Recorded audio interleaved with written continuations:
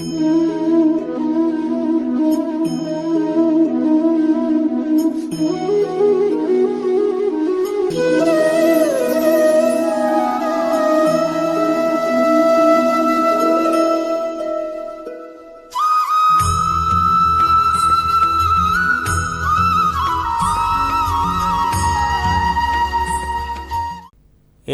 Channel బ్రహ్మవాక్కు వీక్షిస్తున్న ప్రతి ఒక్క ప్రేక్షకులకి హృదయపూర్వక శ్రీ విశ్వావసునామ సంవత్సర ఉగాది పండగ శుభాకాంక్షలు తెలియజేసుకుంటూ ప్రతి ఒక్కరికి కూడా పేరు పేరున ధన్యవాదాలు తెలియజేసుకుంటూ ఈ యొక్క కార్యక్రమాన్ని ముందుకు నడిపిస్తున్న ప్రతి ఒక్కరికి కృతజ్ఞతలు కూడా తెలుపుకుంటూ మరి తదుపరి మనం తెలుసుకోబోయే ప్రతి అంశము కూడా ఈ విశ్వావసులో మీ అందరికీ సుభిక్షం కావాలని మనసావాచ కోరుకుంటూ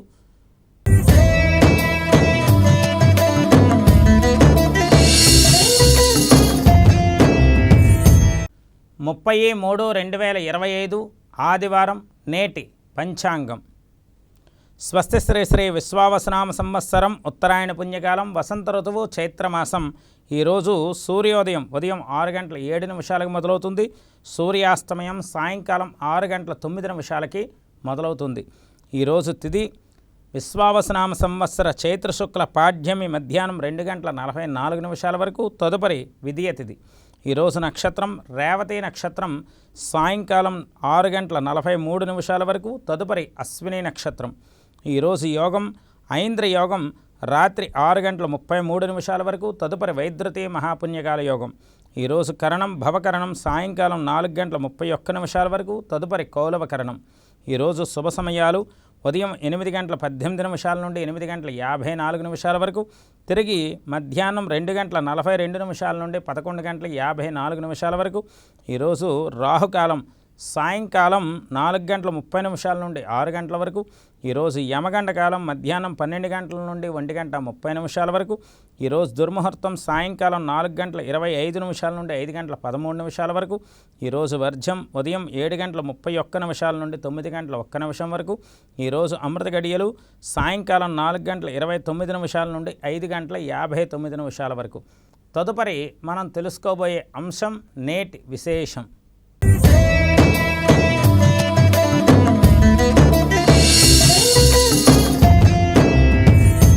ప్రభవాది సంవత్సరాల నుండి ఈ యొక్క విశ్వావసునామ సంవత్సరం 39వ సంవత్సరం అవడం వల్ల ఈ రోజుని ఉగాది పండగ మొదలెట్టుకుని పంచాంగ శ్రవణం అనేది ఖచ్చితంగా మనందరికీ కూడా తెలిసిన విషయమే. పంచాంగ శ్రవణం అనేది ఖచ్చితంగా వినాలి. ఏమిటండి పంచాంగ శ్రవణం వల్ల వచ్చేటువంటి ఫలితం ఏమిటి అని చాలామందికి ధర్మ సందేహంలో ఉన్నది. అసలు పంచాంగ శ్రవణం ఎందుకు వినాలి అనేదాన్ని మొట్టమొదట మనం తెలుసుకుంటే, తిథి వారంచ నక్షత్రం యోగ కరణమేవచ పంచాంగం అని అన్నారు.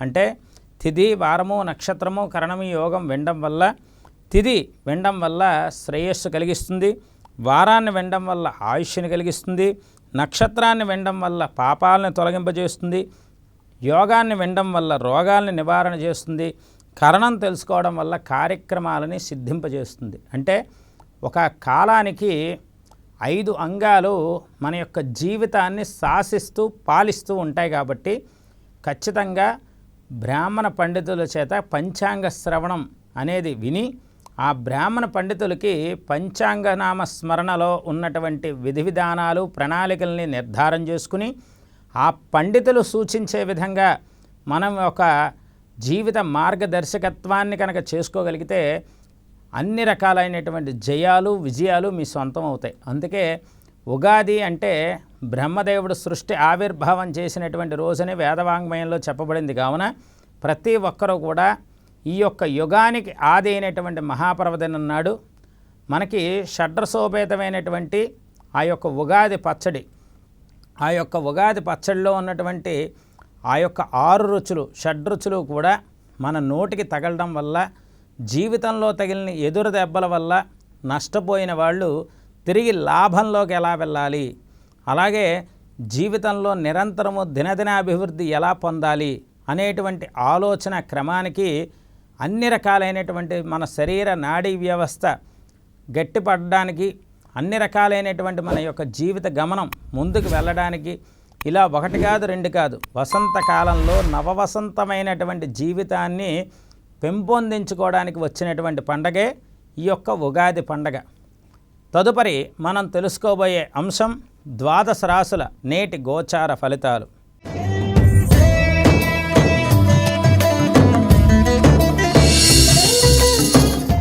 ముందుగా మేషరాశి.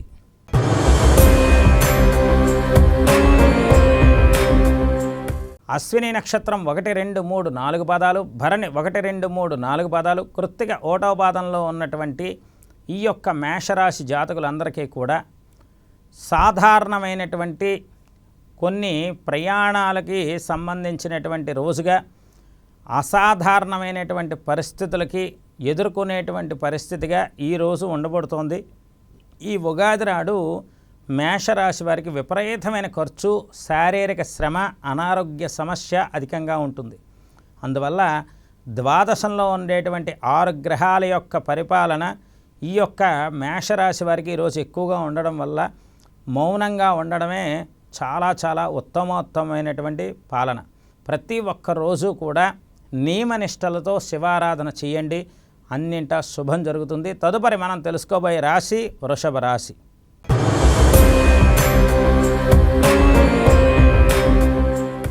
కృత్తికా నక్షత్రం 2, 3, 4 పాదాలు, రోహిణి 1, 2, 3, 4 పాదాలు, మృగశిర 1, 2 పాదాల్లో ఉన్నటువంటి ఈ యొక్క వృషభ రాశి జాతకులకి ఏకాదశ స్థానంలో 6 గ్రహాలు ఉన్నాయి. ఈ 6 గ్రహాల్లోని ఏకాదశ స్థానంలో శని యొక్క తృతీయ దృష్టి మీ యొక్క రాశిచక్రంలో ఉన్నటువంటి గురుడి మీద ఉన్నది. అంటే వచ్చేటువంటి లాభం చాలా అత్యధికంగా వచ్చినప్పటికీ కూడా కొన్ని అడ్డంకులు అధికంగా ఉంటాయి వృషభ రాశి వారికి. అందువల్ల చేసేటువంటి ప్రతి పనిలోని కూడా జాగ్రత్త అవసరం వృషభ రాశి వారికి. పట్టిందల్లా బంగారం అయ్యేటువంటి రోజులు ఉన్నప్పటికీ కూడా నరఘోష కూడా అధికంగా ఉంటుంది వృషభ రాశి వారికి. జాగ్రత్త వహిస్తూ ఉండండి. ఎందుకంటే 6 గ్రహాలు ఏకాదశంలో ఈ ఒక్క రోజే ఉంటాయి. రేపటి నుండి మళ్ళీ చంద్రుడు ద్వాదశంలోకి వచ్చేస్తారు. అప్పుడు 5 గ్రహాలు ఉంటాయి. కొన్ని రోజులు పోతే రవి వచ్చేస్తారు. అలాగా ప్రతిరోజు కూడా మనం చేయవలసినటువంటి విధి విధానాలు ఈ ఉగాది నుండి ఈ వృషభ రాశి వారు ఏం చేయాలి అంటే సూర్యారాధన అధికంగా చేయాలి వృషభ రాశి వారు. తదుపరి మనం తెలుసుకోబోయే రాశి మిథున రాశి.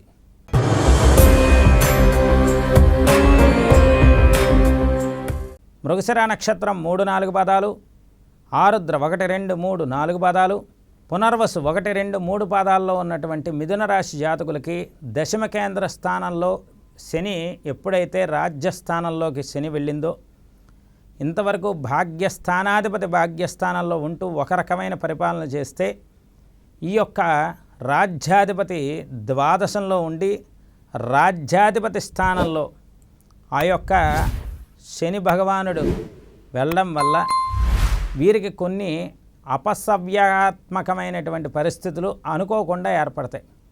దూర బంధువుల నుండి పిలుపు వస్తుంది, శుభవార్త శ్రవణం వినపడుతుంది, అనవసరమైన ప్రయాణాలు అధికమవుతాయి. ఇత్యాదివన్నీ కూడా మిథున రాశి వారికి శుభాశుభ మిశ్రమ కాలంగా ఉన్నటువంటి రోజు. తదుపరి మనం తెలుసుకోబోయే రాశి కర్కాటక రాశి.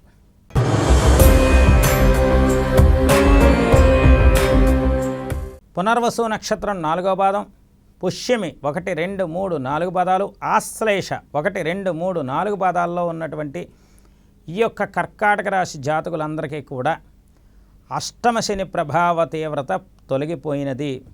భాగ్యస్థానంలో శని యొక్క ప్రభావం మొదలైనది. అయితే ఈ యొక్క 9వ ఇంట శని యొక్క తీవ్రత ఏదైనా ఉపయోగరిస్తుందా అంటే అప్రమత్తంగా ఉండండి అనే హెచ్చరికనిస్తుంది.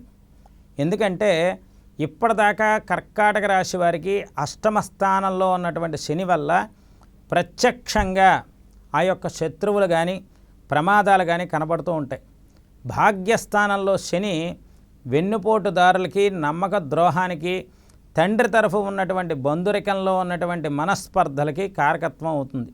ఇందులోని కర్కాటక రాశి వారికి చాలా చాలా సౌమ్యమైనటువంటి మనస్తత్వం. వీరు ఒకరు జోలికి వెళ్లకుండా వీరి పని వీరే చేసుకుంటారు. కావున అష్టమ శని ప్రభావం తొలగిపోయింది. కావున వివాహాది శుభ కార్యక్రమాలకు ఎవరైనా ఈ యొక్క కర్కాటక రాశి వారు కనుక ఉంటే సరైనటువంటి సంబంధాలు వెతుక్కుని మీ ప్రయత్నాన్ని మొదలు పెడితే చక్కనైన సంబంధాలు మాత్రం ఖచ్చితంగా కుదురుతాయి. తదుపరి మనం తెలుసుకోబోయే రాశి సింహరాశి.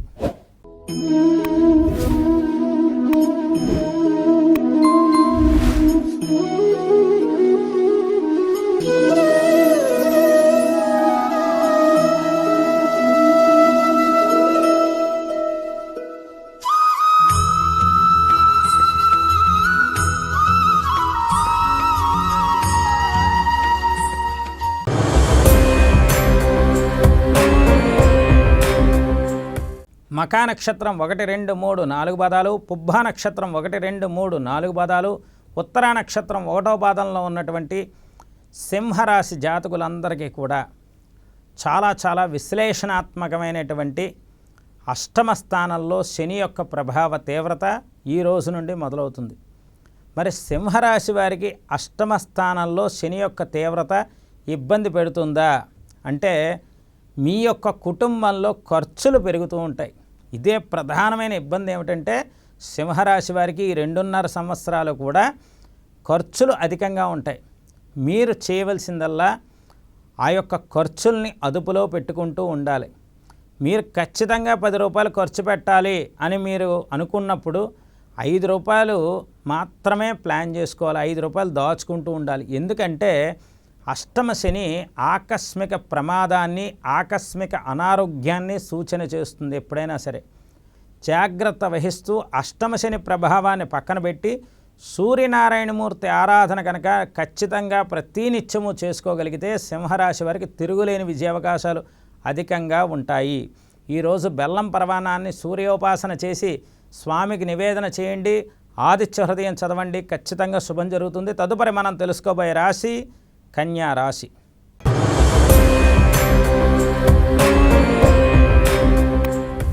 ఉత్తరా నక్షత్రం 2, 3, 4 పాదాలు, హస్త 1, 2, 3, 4 పాదాలు, చిత్త 1, 2 పాదాల్లో ఉన్నటువంటి ఈ యొక్క కన్యా రాశి వారికి 1-2 నెలలు మాత్రం అంటే ఇంచుమించు జ్యేష్ఠమాసం వచ్చేంత వరకు ఆర్థిక ఇబ్బందులు మాత్రం తప్పవు. ఇది కన్యా రాశి వారు మీరు మెంటల్లీ ప్రిపేర్ అయిపోవలసిందే. ఎందుకంటే సప్తమ స్థానంలో ఈరోజు 6 గ్రహాలు ఉండి 6 గ్రహాల మీద దృష్టి మీ రాశిలో ఉన్న కేతువు నుండి వెళ్తోంది. అంటే ఈ యొక్క 6 గ్రహాల యొక్క తీవ్ర పరిణామం అనేది చాలా అప్రమత్తంగా ఉండవలసినటువంటి స్థితి కన్యా రాశి వారికి ఉన్నది. అందువల్ల ఈ యొక్క ఉగాది రోజుని మీరు చక్కగా మీకు దగ్గరలో ఉన్నటువంటి శివాలయానికి వెళ్ళి చక్కగా అభిషేకం చేసుకుని ఆ అభిషేకం అయిన తర్వాత 9 గ్రహాలకి కూడా ప్రదక్షిణలు చేసి నవగ్రహాల ప్రదక్షిణ చేసి 9 గ్రహాల దగ్గర కూడా కొద్దిగా 9 గ్రహధాన్యాలు అక్కడ విగ్రహాల దగ్గర పెట్టించి బ్రాహ్మణ పండితులకు దక్షిణ తాంబూలాదులు ఇచ్చి చక్కగా ఉగాది పచ్చడి స్వీకరించి అన్ని రకాలైనటువంటి శివానుగ్రహానికి కృపకు పాత్రలు ఈ సూర్యనారాయణమూర్తి ఆరాధన చేసుకోగలిగితే మాత్రం ఇక నుండి మీ జీవిత గమనం చాలా అద్భుతంగా ఉంటుంది. తదుపరి మనం తెలుసుకోబోయే రాశి తులారాశి.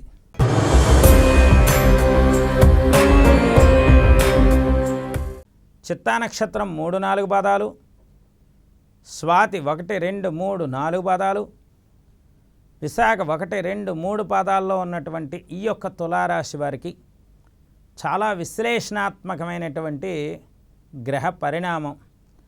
శత్రువు, రణము, రుణము, రోగము అన్నీ కూడా ఇక్కడ 6వ ఇంట్లో ఉంటారు. ఈ 6వ ఇంట్లో శని యొక్క ప్రభావ తీవ్రత ఇక్కడ తులారాశి వారికి అనుకోకుండా ఆపదల నుండి బయటపడి ఆకస్మిక ధనలాభానికి, ఆకస్మిక శత్రువుల మీద విజయానికి అవకాశం అధికంగా ఉన్నది. ఈరోజు ఉగాది నాడు చక్కనైనటువంటి గణపతి ఆరాధన అధికంగా చేసుకుని సూర్యనారాయణమూర్తి ఆరాధన కూడా చేసుకోవడం వల్ల శుభం జరుగుతుంది. తదుపరి మనం తెలుసుకోబోయే రాశి వృశ్చిక రాశి.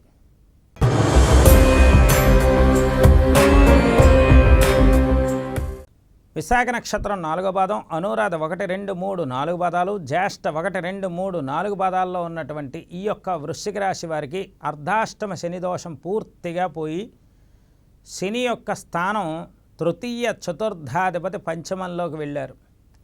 అయితే ఇక్కడ వృశ్చిక రాశి వారికి గురుబలం చాలా అద్భుతంగా ఉంది. ఈ గురుబలం మే నెలలో 14వ తారీఖు దాకా అద్భుతంగా ఉంటుంది. మే 15 తర్వాత అష్టమ గురుడు అవుతుంది.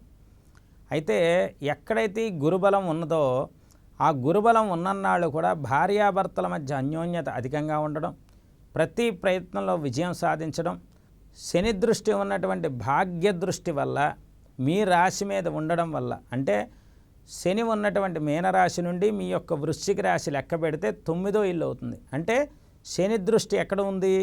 మీ యొక్క రాశి మీద ఉన్నప్పుడు కొద్దిగా జాగ్రత్త వహిస్తూ ఉండాలి. ఈరోజు సూర్యనారాయణమూర్తి ఆరాధన చేయండి, మీకు ఖచ్చితంగా ఉగాది నాడు శుభం జరుగుతుంది. తదుపరి మనం తెలుసుకోబోయే రాశి ధనుర్రాశి.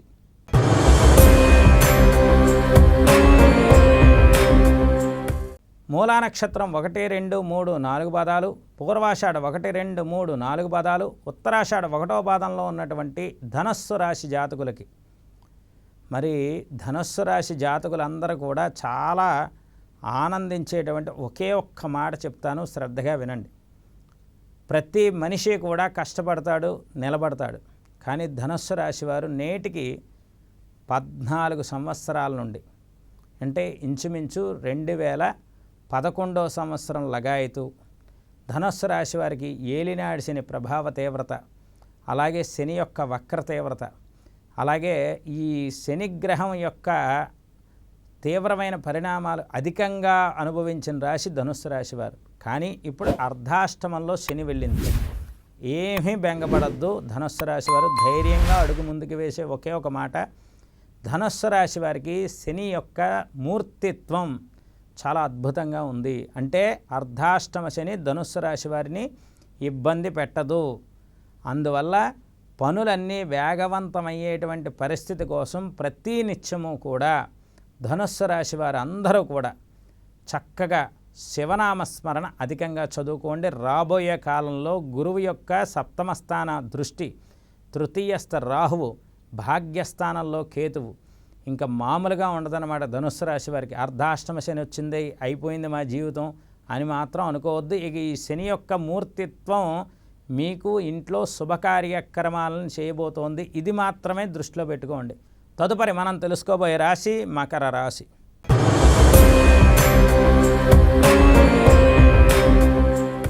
ఉత్తరాషాఢ నక్షత్రం 2, 3, 4 పాదాలు, శ్రవణం 1, 2, 3, 4 పాదాలు, ధనిష్ట 1, 2 పాదాల్లో ఉన్న ఈ యొక్క మకర రాశి వారికి ఆనందదాయకమైన శుభవార్త, ఏలినాడి శని స్థాయి పూర్తిగా పోయినది. ఇంకా మిమ్మల్ని భగవంతుడు రక్షించాడు హమ్మయ్య అనేటువంటి రోజులు వచ్చేసాయి. కానీ అప్రమత్తత మకర రాశి వారికి అధికంగా ఉండాలి. కారణం రాహువు తృతీయంలో ఉంది, తర్వాత రాహువు ద్వితీయ స్థానంలోకి వచ్చినప్పుడు ఇబ్బందులు తప్పవు. అందువల్ల కొద్దిగా జాగ్రత్త వహిస్తూ, శని యొక్క ప్రభావ తీవ్రత పోయింది కాబట్టి విద్యార్థులైన మకర రాశి వారు 100కి 100% ఫస్ట్ క్లాస్లో పరీక్షలన్నీ పాస్ అయిపోతారు. అలాగే 100కి 100% శుభదాయకమైన యోగములు, ప్రస్తుతం గురుబలం ఉన్నది కాబట్టి మకర రాశి వారికి అద్భుతంగా ఉంది. ఇంట్లో శుభ కార్యక్రమాలు చేస్తారు. ఈరోజు సూర్యనారాయణమూర్తి ఆరాధన చేయండి, ఉగాది నాడు ఖచ్చితంగా శుభం జరుగుతుంది. తదుపరి మనం తెలుసుకోబోయే రాశి కుంభరాశి.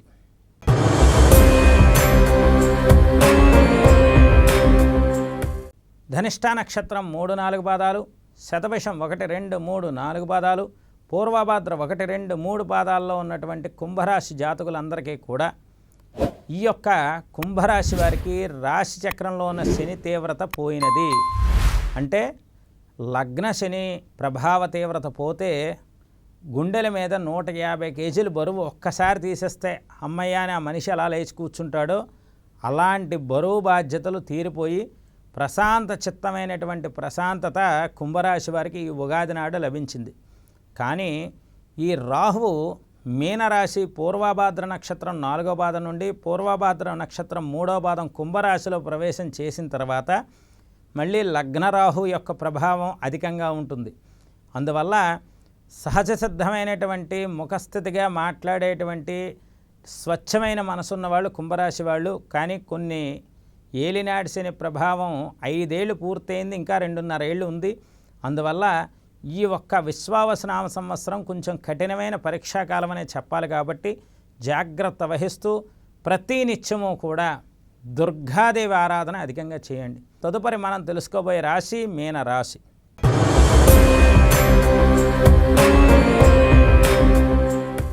పూర్వభద్ర నక్షత్రం 4వ పాదం, ఉత్తరాభద్ర 1, 2, 3, 4 పాదాలు, రేవతి 1, 2, 3, 4 పాదాల్లో పుట్టినటువంటి మీనరాశి జాతకులకి ఈ యొక్క షష్టగ్రహ కూటమితో ఈ యొక్క విశ్వావసనామ సంవత్సరం ఈ యొక్క ఉత్తరాయణ పుణ్యకాలంలో మొదలైంది. మీనరాశి వారికి విపరీతమైనటువంటి ఆకస్మికంగా బంధుజనుల యొక్క తాకిడి అధికంగా ఉండేటువంటి సంవత్సరం ఈ విశ్వావసనామ సంవత్సరం. ఎవరైనా సరే ఈ యొక్క మీనరాశి వారిలో పుట్టినటువంటి ప్రతి ఒక్క నక్షత్రం వారు కూడా మీరు ప్రతి నిత్యము శివారాధన, శివ పంచాక్షర జపం అధికంగా చెయ్యండి. దీనివల్ల మీకు అన్ని రకాల శుభయోగాలు లభిస్తాయి. నవగ్రహ దేవతల యొక్క ఆరాధన అధికంగా చేయండి. ఉగాది నాడు అంతా శుభం జరుగుతుంది, అంతా శుభం జరుగుతుంది. సూర్యనారాయణమూర్తి ఆరాధన చేయండి, కలిసి వస్తుంది. ఈ విధంగా 12 రాశులకి నేటి శుభ ఫలితాలు చెప్పుకున్నాం. తదుపరి మనం తెలుసుకోబోయే అంశం నేటి ధర్మ సందేహాలు.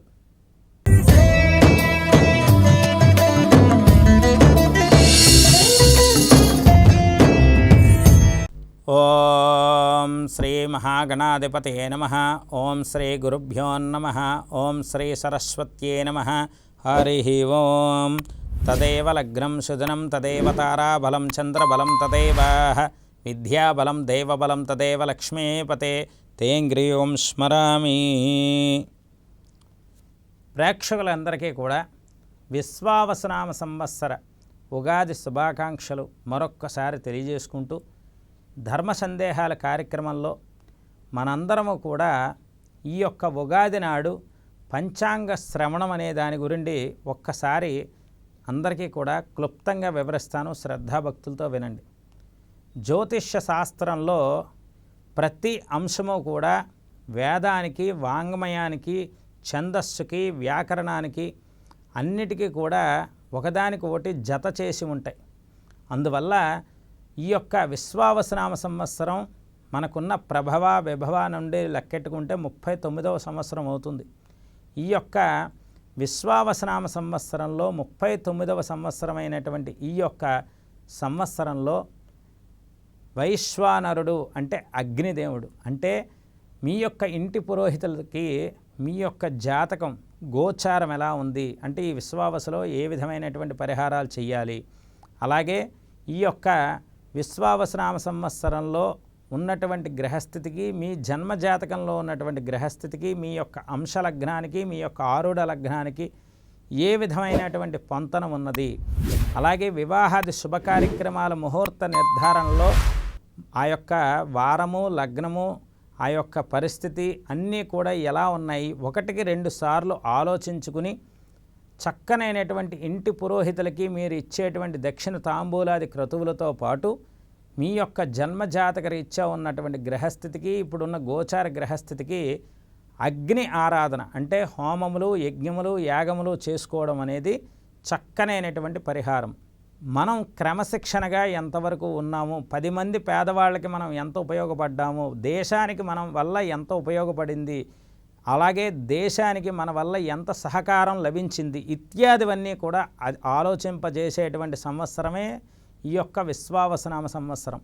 అందువల్ల ప్రతి ఒక్కరూ కూడా పేదరికం లేనటువంటి భారతదేశాన్ని చూడడం కోసం ఈ విశ్వావసనామ సంవత్సరంలో గ్రహస్థితిని పెంపొందించడం కోసం పాటుపడి, కష్టపడి మన యొక్క జీవిత గమనానికి సార్థకత్వం చేసుకుని మన పేరుతో మన యొక్క తర్వాత తరం వారు అద్భుతంగా 2 పూట్ల భోజనం చేసే విధంగా మంచి పేరు ప్రఖ్యాతులు తెచ్చుకుంటూ ఉంటే అది ఈ యొక్క విశ్వావసనామ సంవత్సర వైశ్వానర దేవత యొక్క అనుగ్రహం లభించింది అని అర్థం.